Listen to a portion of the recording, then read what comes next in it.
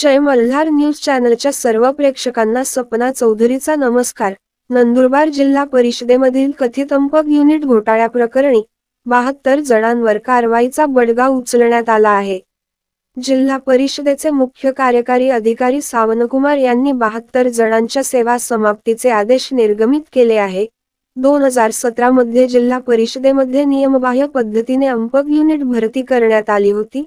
2018 मध्ये प्रकरण बाहेर आल्यानंतर अधिवेशनात या साऱ्या प्रकरणाच्या चौकशीसाठी एसआयटीची स्थापना करण्यात आली होती।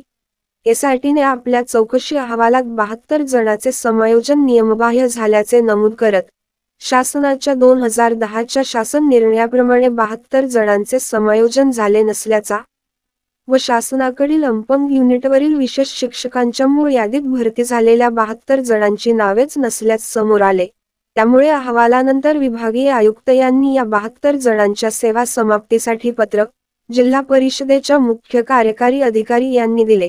72 जणांमध्ये 12 परिचर 60 शिक्षकांचा समावेश आहे। 60 पैकी 06 शिक्षकांची जळगावमध्ये आंतरजिल्हा बदली झाल्याने तिथल्या मुख्य कार्यकारी अधिकारी यांना कार्यवाहीचे पत्र देण्यात आले आहे। सपना चौधरी, जय मल्हार न्यूज, नंदुरबार।